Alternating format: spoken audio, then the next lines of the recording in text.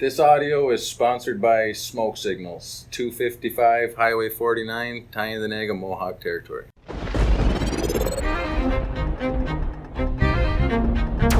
You're listening to Real People's Media. If you don't know who we are, you will soon. That's what caused the May 24. See, when they want to take the barricades down, that's what started breaking up the unity that we had there. It didn't matter whether you were church, denomination you were from, whether you were a Handsome Lake or you didn't believe in anything, or you were a Grey Law. We were all there for one commonwealth to try to put. It was like we had to show the people in Caledonia that they have prior agreements that their government is not honoring. It's not, the fight wasn't with them. It was not even a fight. It was our position that we have to get this thing straightened out.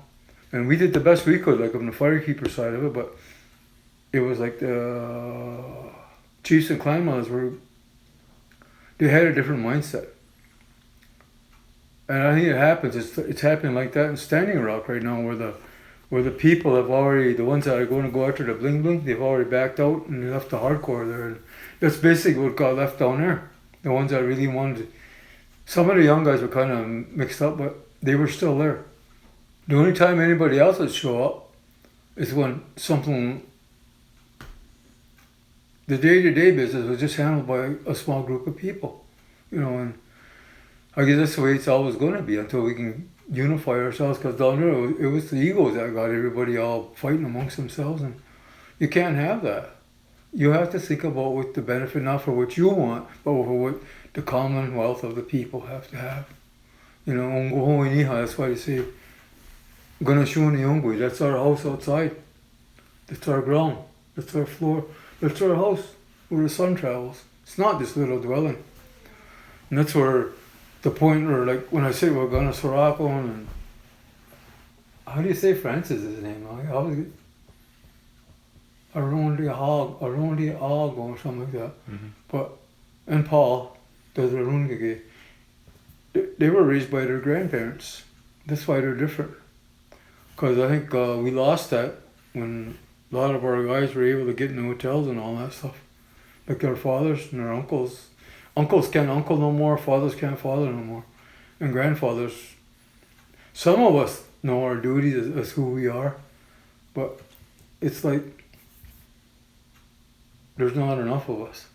And down here it's hard for me because I'm probably between Dia Honda and maybe Sean Thompson. I've got no Rio too once in a while. There's not very many people you can go and talk to. And my brother going on now, I'm really down in, with Ray John gone, down in Daisy. I used to go to back and forth every week. I would go there every Sunday, and I'd go on to say like Sheila Adams, and then there was about 4 or 5 of us going, Terry and them. And I thought at the time that we were strong, a small group. Like Louis Hall even said, I'd sooner work with a strong minority than a weak majority. And where we are at, so I tried to explain to Seattle this morning, Larry Green, I said, we're the strong minority. If you change your way of thinking, I said, but the weak majority depends on that false economy that they put here. Like tobacco is a false economy.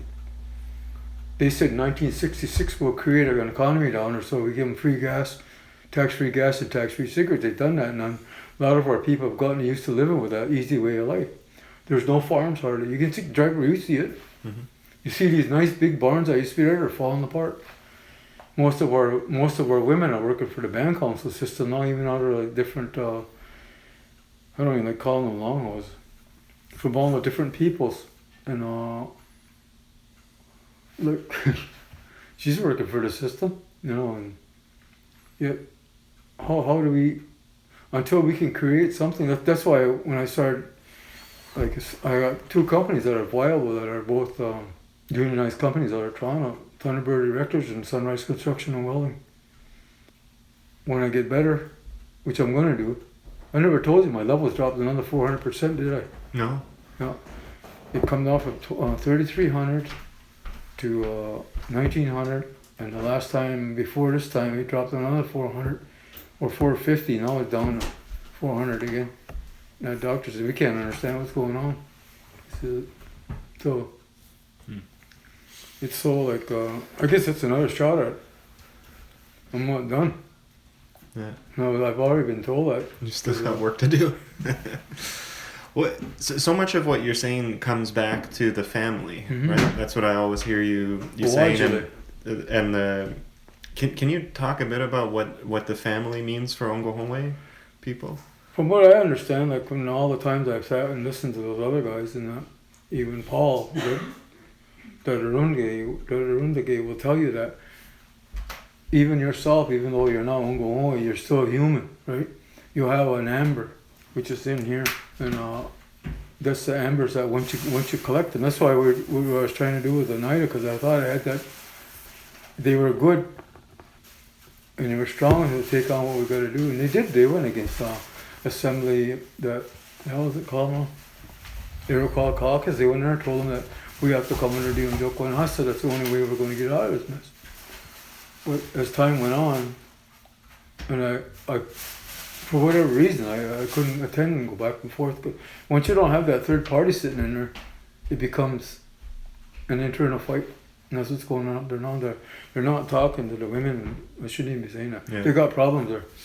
But it's all fixable. Yeah. But then how maybe more talk about it in the sense of the guy in Goa as a system of, I mean, it's a system of social organization amongst people, and obviously there had to have been an economy and people engaged in, it's like work, but it's not work because they're doing it for everybody. They're not being paid money or dollars, but you have a system, and you have a system within that within each of the families there's or clans, there's a clan mother and a chief, and there's other positions within that. But it seems to me it's kind of like the family is the unit that is holding things together, and that is the building block for the larger confederacy. So much to the point that when I think about it in terms of what can non-native, what's the position, or how can non-native people contribute to liberation or transformation of our society? It still even looking at it from the standpoint of family, I realize that that's actually how we have to organize ourselves, and that there's something about the modern capitalist system that is just about destroying family and turning you into a one individual that sells their labor for money, and with that money they buy everything that's produced by these other corporations. And you get, like you're saying, you're locked into this system, and suddenly nobody's has any real connection to food or nature, and it's all about money. The other thing that I find interesting about the Guyana Goa as a system, from what I understand, is that it's not like you see these roots of peace stretching out across the whole world. It's not something that you're just keeping to yourselves as a thing, right? So it's it's something that all humans theoretically could follow or could practice at one time, right? Because I know what I ever explained to you. And I had a store down there for a couple of years. That's when I got in all that trouble. I met this one guy. And I would choose to say that they are watching us all the time, like they say, the Muslims and everybody. Because I was. Sorry, who's watching, the government or the other ethnic? The other ethnic groups. Yeah. Because they think exactly what you're saying. I'll get to that in a minute. But when I had the store I was buying, like I had, what's it called, Thunderbird Trading, or Lone Wolf Fine Arts. But I had tools, and I had everything. It was a general store, to the effect that I was selling socks, shoes, whatever, and I would trade. And we had tools in there. We covered everything, and that was in the general store part.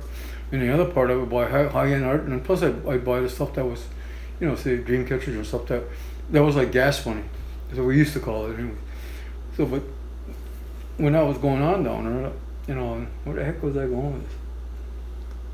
I tried to show the people that if we collectively work together, like we would pay people's hydro bills, and one woman had to get out to Edmonton or something, like her boyfriend's father died, and she's related to me, and she called me up. She was in Cornwall. She said, me and my boyfriend got to get out to Edmonton. We got no way to fly out. We got no money.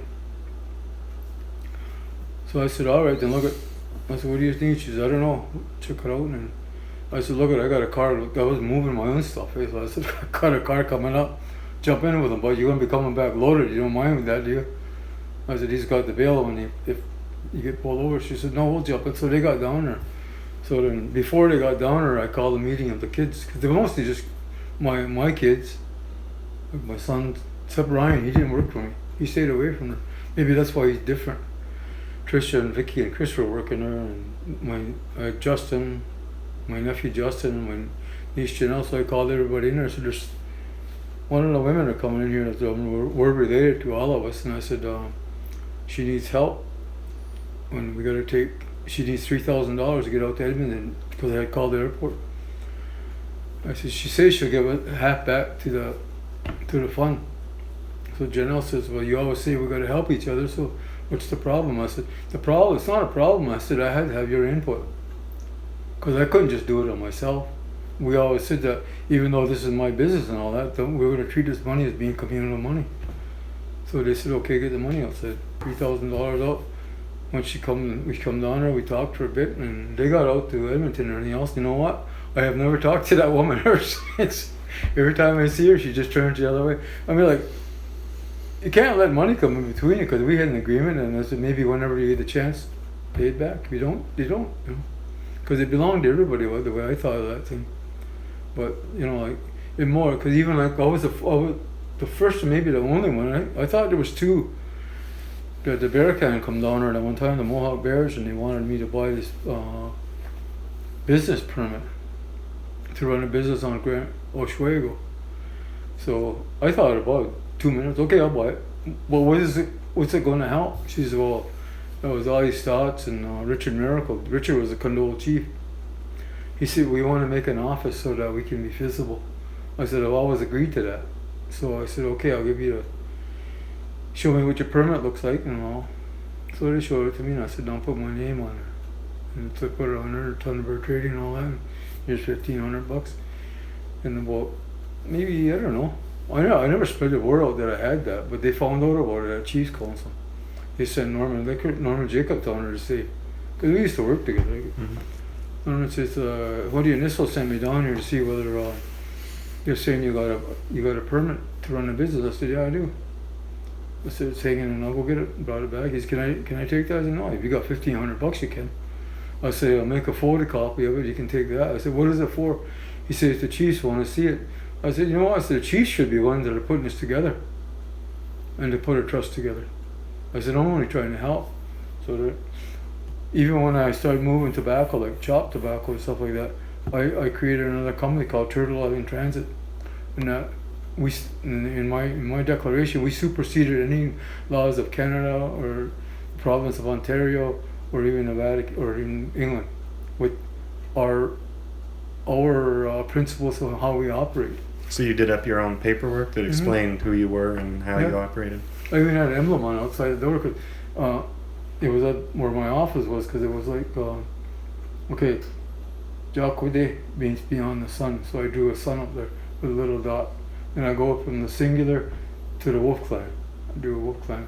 Then I go from the Wolf Clan down to the bottom, which is people of the hills. Then I went to the Confederacy as a whole, and then somebody stole that on me. I think it was the cops. But you know, then when I was sitting I met this guy I was talking about when going way back there. I used to send two guys out every weekend to go and try and move some of that stuff, like wholesale up, but they would put retail prices on it. Anyways, they were doing that Powell and New Credit. And I was sitting in my office, not getting bored, and nobody. It was a slow Sunday afternoon. So I told General, I said, I'm going to go see what those guys are up to. He said, yeah, get out of here, you're not doing nothing. So I took off, and that's where I met Mumtaz. He was from Syria. And I went to where those guys were set up, and there was a stump back there, so I was sitting on a stump going like this. I seen that guy over this short head and a mustache, he's going like this, looking around. He kept looking at that Lone Wolf sign, you know, because I had a real nice, it was gold with red writing on it, stood out. And he's sitting there, and he come up to see Stan Miracle. He says, I'm looking for this man, they call him Jagwadeth. He says, can you tell me where he is? And Stan looked at me. I don't know, he hasn't been here yet today. He said he might get here, so then he went back over there again. He's standing there for a while. Pretty soon, about half an hour later, he persisted anyways. He come back here and he started talking to my cousin Dave. He says, I have to talk to this man. His name is Jagwadeth. He said, do you know where he is or when he'll be here? He looked at me, I said, no. Dave said, I don't know where he is. Not around here anyways. So he came back the third time. I went up to the booth and I said, what are you looking for? He said, I'm looking for a man. His name is Jagwadeth. He says, do you know of this man? I said, I'm him. What business do you have with me? He says, well, can we go back to your shop, to your store? I said, yeah. Because what he was trying to remember how he came down, that's why he had a compass when he's going like this. He came from the north, he came from the east, and that's where the store is. But he came from Cheesewood Road. He stopped in someplace down there, and he said, I'm looking for a man that has no fear. And that woman will go down that Thunderbird. That's the one you want to talk to. So his name was Shockwave. So eventually we got back down there, and Mom said, I gotta pray. He says, where can I pray? I said, go around the back. So I didn't really understand the Muslim, how they under the Quran and all that. So I'm looking around there, and he had that blanket down, and touching up on him. So I shot back inside my office, and he came in there after. He was very different. He thought a lot like we do. And after a while, he used to come every week on a Sunday. Now one time he come there. I didn't know he was there, and I had that great feather dance. I was listening to it. My office window faced the bush, and I was out there. I was zoned right up, just listening to that music and that beat. I felt like there was somebody there. I turned around, Mom Tessa's standing there. He's going like this again. He says, Jagwadeth, there's words in there, old words we understand. He's from Syria, from the other side of the world. This goes back to what you said, when the roots of the white roots encompass the whole planet, all the creation. I said, how do you know that? He says, we know those words. He says, can I borrow that? I said, so long as I call them Hassania, the British don't get a hold of it. Oh no, he said, just my people. So then he took it for a couple of weeks till he come back. He says, I said, I hope you made a copy of it. He says, yeah, we did. I didn't ask you. I said, but I knew you were going to do it anyways. So he says, okay. He says, I have a friend that wants to meet you now. I said, okay. I said, he's trustworthy? He says, yeah. So we went down the following Monday. And because I had to report to the RCMP for a whole year. No, the whole 3 years I was going back and forth to court. That's a goddamn... They use that to try and intimidate you to the point you don't know when you're going to get rearrested. Anyway, so we go up to this place. We're sitting down there, they had a little table like that. They had their food all set out like the way they eat. The long neck goddamn thing that... I don't know what it was, but it was real strong coffee, I guess, to wake you up. So then I didn't even get his name. Well, he pushed himself from the table. He says, Jagwadeth, he says, well, you know your people have the great law. What are you going to do with it? So I'm sitting there looking at him and I said, how do you know we got the great law? He says, a long, long time ago, your messenger came across the big ocean. He says, and he went all the way across through Europe, and he spread the peace. He says, for 800-900 years, I think that's when it goes from the 400 to the 1500s. In that space, when peace was on that whole continent, like a series, and he says to me, tell me something. He says, what do you call the one that made all of this? Well, at the time I was just learning, I said Creator, and he says, when the Creator made your people, he gave you this boundless energy and limitless powers, just that you just don't know who you are anymore. When I went down to Oneida that time, I tried to convince those guys that we had to go back to deal in Kanonhstaton. Well, I did convince them, but it was like when I made that quote to Daryl that time, boundless energy and limitless power, it sunk right in there. What you're taught, what you asked, where are you in there? You're already in there. You're part of creation. How can we not say, just because you guys came from over there, that when what we had here was plentiful, was bountiful, right? Well, we weren't under the same system. You were under a feudal system down there. That's why you run away. But the ones that sent you here was the one that had the money. Because it's the first ways they sent over were all the worst of the worst, right? And The prisoners and the Mhm. yeah. well, we didn't know, and we under that Silver Covenant chain or whatever else other treaty, it was all peace agreements. It was never really had anything to do with economics. You know, we're still bound by that. If you have integrity, and what I look at right now, there's very little integrity going on all over the place. You know, and even with I still got to call them my people because it doesn't matter what they do to us, you still got to treat them the same way. And like, you know, and I was just looking through Sam's stuff down there. She's working down at Kanonhstaton. A lot of that stuff is like, it comes from the government, what all they got to say and all that. So when you really go to a meeting and you really go start working, you're not using your own mind. You're using what they have put into your mind to, you know. I was listening. There was something about the commercial. I was listening to CKRZ as I was coming down here, and there was an advertisement from the. It didn't say it was from the government of Canada until right at the end, but it was all about just even sort of how you should take folic acid in your pregnancy and how you shouldn't smoke and these kinds of things. And it was like even the message that was supposed to be about health and well-being and looking after yourself. There was something about it that just felt so forced, like they're reading off of a script or that they're checking some boxes that the government made them check. It just kills It's not the your message. mind anymore. Yeah, no, it's telling you how you should. Yeah. That's why they call it. Yeah. See, it goes by, this is all program money that's coming in. Eh? Yeah. So they've got our people to be the point now where we're all programmable. But see, there's some of us that were programmed up here before we got here. And that's why I got that V on here. I got just a V. Everybody's got an M. Then I was asking, I got a couple of readings on this. I said, well, if you were born in the medieval times, they'd have killed you right there. I said, why? Because you're highly spiritual. Now, one woman says, I got a DVD made of it because she reads for it at Ted Silverhand. She says, in the last times that you've been here, you've always been placed in the same position you're in right now. Because I showed her that wampum that we got for the little scan get the hoodies can't get that. I can't get away from those mohawks. It's like, and I showed her that wampum that the men have, and I showed her an eagle feather. She was like, holy shit, there's so much power and all that. But see, you have to be spiritual to understand what kind of power and how you have to be able to work with it, not against it, not use it, but work with it. So when that guy told me that, he says, you know, and he says he was Lebanese, again from the other side of the world. So when you talk about how the white roots of peace did go all over the place, it's true. We can't say it belongs to just to here or to the. I don't even like saying Haudenosaunee anymore. Kanonhstaton Onkwehon. So like it's like it's all true. It's all there. You could tell me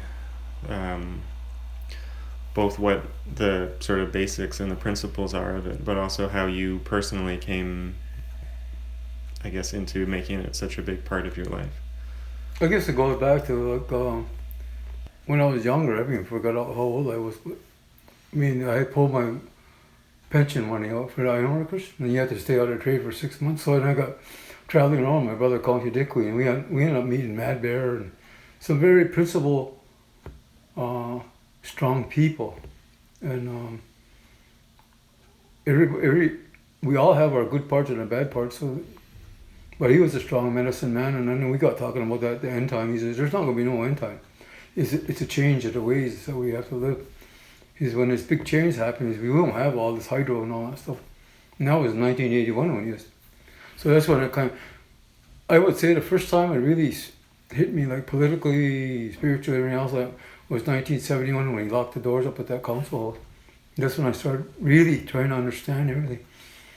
So it was like that. We traveled around and we used to go to Kanonhstaton and we used to help them with ceremonies on it because my brother could sing all those songs.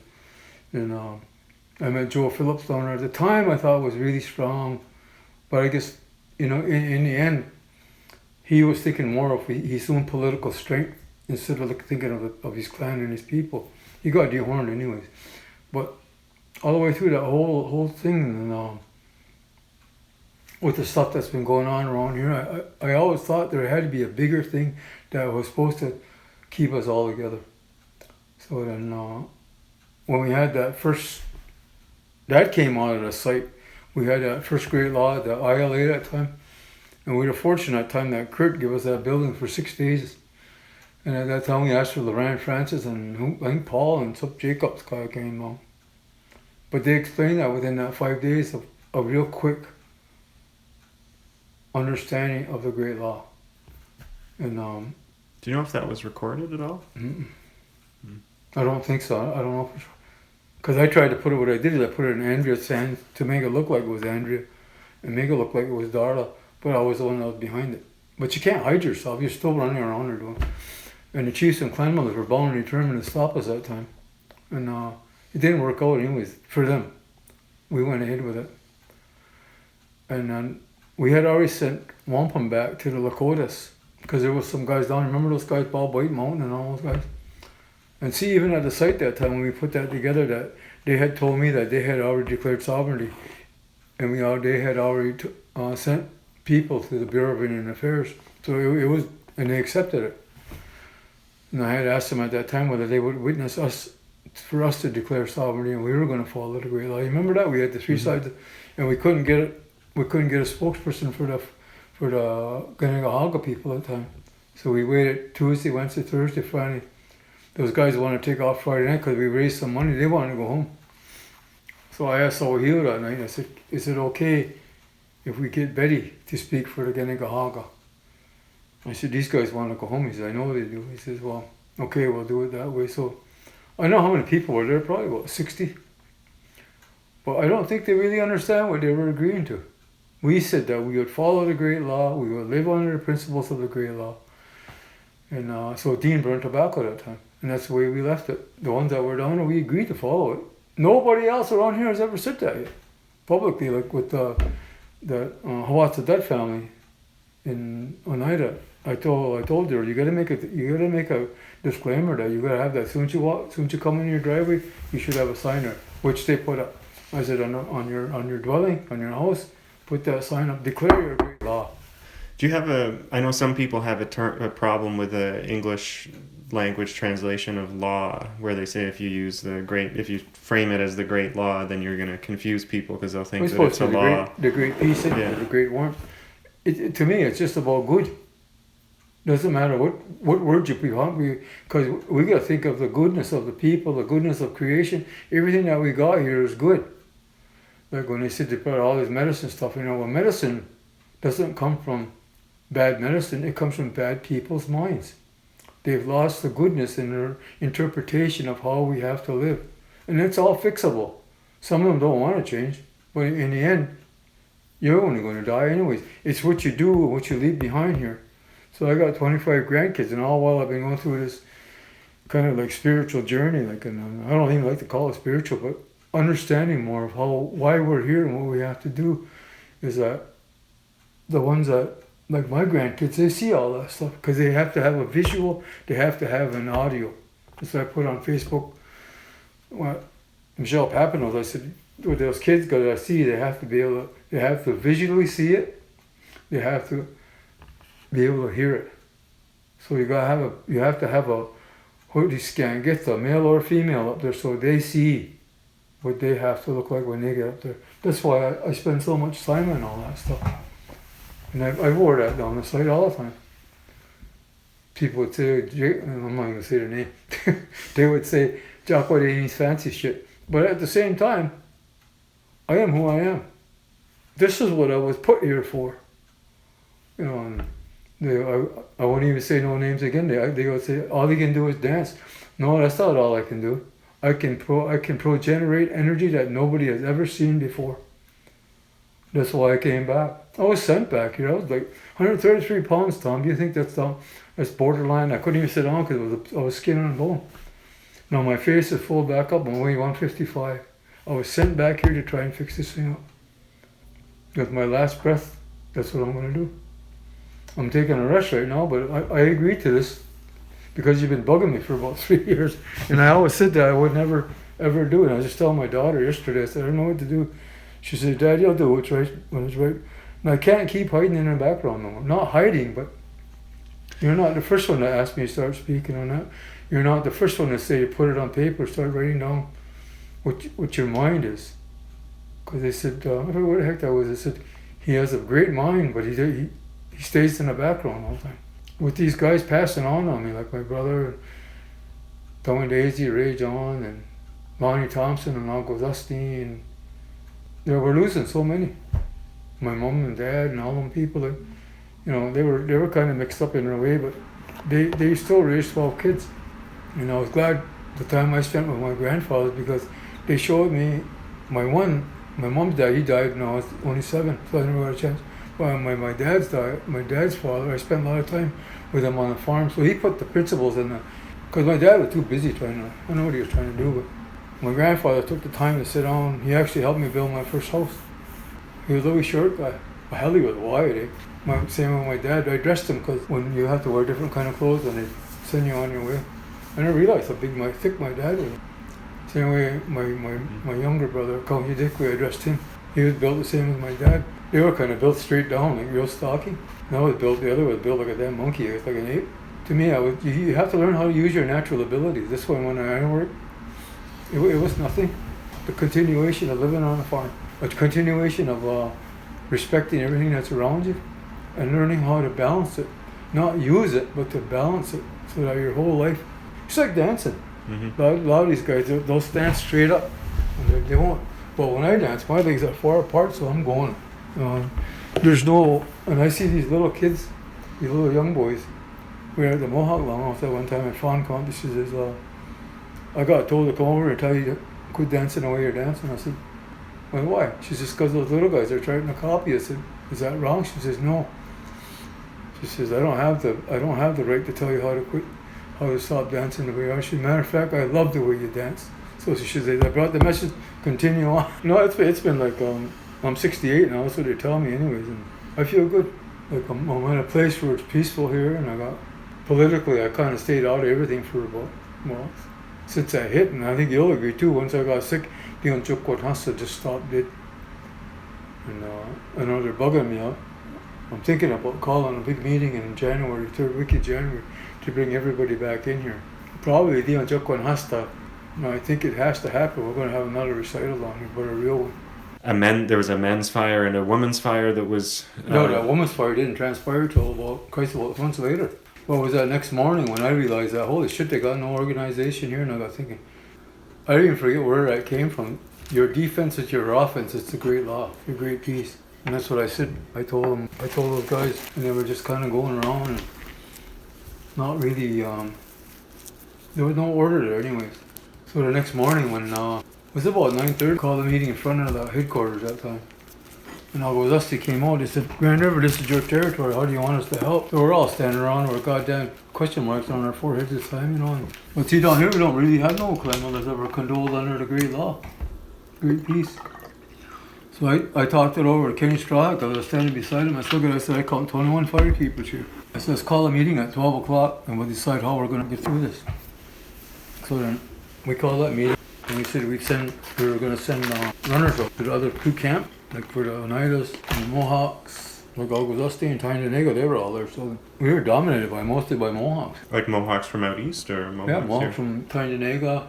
Not dominated, but they were the ones that adhere to the principles within the Great Peace. These guys down here talk about it, but they don't know what they're talking about. We called that meeting for 5 o'clock that night in the basement. There's about 100 guys, 150 guys on it. Our side was easy because we were all related. The Wolf Clan, and we had, like I said before, Sean Toulouse and Kelly Curley, those guys were there. Actually, only 4 guys out of it. We had goddamn 20 Onondaga Wolves sitting there. But it was easy because we were all family. So we called for the other 2 sides of the house to straighten themselves out. And after I explained them, I said, what I was told, your defense is your offense. I said, so right now we have to go back to the Great Peace. That means we got to divide into 3 sides of the house. Mohawks and Senecas on this side, Cugis and Oneida on that side. It's like musical chairs for about 45 minutes. My grandma said I belong over here. The other guy said, gee, my mom said I'm over here. So finally they settled down. Is this you're saying this is the day after the raid or the night of the raid or? The day after the raid. Because I stayed there all that night of the raid, like that after the raid. I guess that's when because I remember Jake Thomas telling us, you got to go back in 3 sides of the house. Once you understand that, your principles, that's your defense and your offense. That's what I explained to them. So that same night, we had to create a security team. And that's where it all came out of that one meeting. Plus respect for each other. because it was left on our shoulders now to make sure this thing ran right. It was good for a while. Money was floating around on it like you wouldn't believe too. And you didn't know where the hell it was going. I'll always remember that when I was sitting outside HQ when they first set it up. Or it might have been at the front more. I could hear pots and pans being banged around out there anyway. Who the hell's up? And I looked over there, a little skinny white girl over there, washing pots and pans. 3 o'clock in the morning. You know who that was? Sarah Dover. I thought to myself, where the hell's our women? I always thought that it was most important in that regard to be with the other non-natives as opposed to washing your dishes or helping you cook food, and because it inevitably affects the internal dynamics of your camp. Maybe it's different if you have separate camps where there's different groups of people that are taking care of their own thing. I think down in that standing route, it did depend more on praying, because that comes from blackout and the ghost stand, which became religious after a while. Mm-hmm. Like it kind of mixed with Christianity. Mm-hmm. Maybe a bit like Handsome Lake, do you think, in terms of a mixture? A lot like it. That's programmed all the way through. That's why they said they had to, even before they sent Columbus down here, they said we got to split their minds. Because they had already had a good understanding of how our people were. It was this thing that they couldn't, that was so, it wasn't programmable, because we didn't have that concept. The Onkwehon mind, you mean? Mm-hmm. That's why now it's only certain ones that do get that down. It's not going to be like a whole bunch of well, the way I look at it, the ones that I've gone to, that we even talked about this morning, how all this language stuff started over in that Woodland Cultural Center. People that are still in there now, some of them were just like my cousins. They risen to the top, where now they control all the monies that come in through the programs and like that. And to me, that's a downfall, because you're not giving our kids a chance to understand both sides of truth and the lies that are being the lies, and they're withholding our principles that we have to follow, which is when they do these great law recitals that they're calling them right now, is that they only go far as the peacemaker's journey.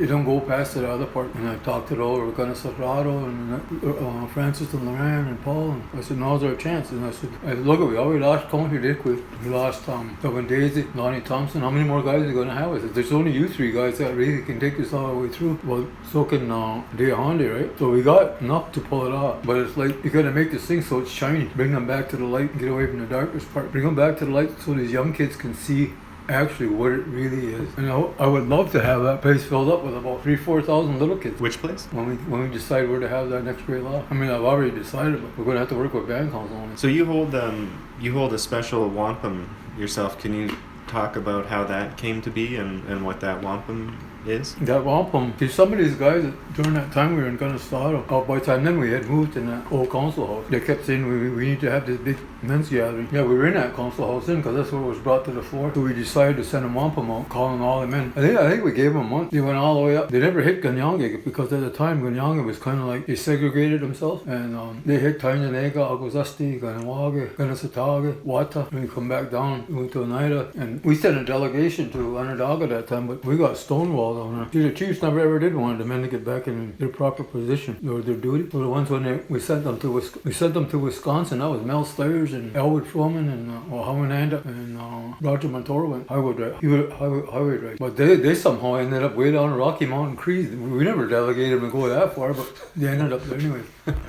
But they sent one man back during that time. There was like 275 men showed up that time. They went to Cattaraugus out that way. We didn't go to Tuscarora, but they came anyways. And it was at this time when we split in 3 sides of the house, and we had already prepared that wampum to show that we had the 6. Like Tuscarora was in there with that shorter wampum, another 5, Wajak. But at the time, it was put on the floor from the well that we created this. We put this wampum in a place representing the fires of all. I'll say Kanonhstaton, but that controls it. That says everybody, and yourself included.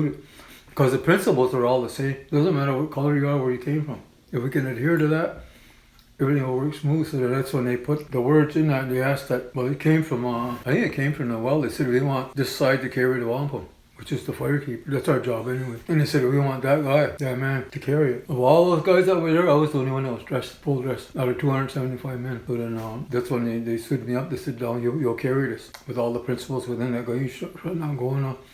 And at the time, I hadn't even heard about the circle wampum or knowing where it came from or where the great law did come out of that. So then that's what it was set up. I was given that duty to carry on. And I think I've done my best. And I know one time they tried to get away on me, and I said, they had it for one meeting, they come back across.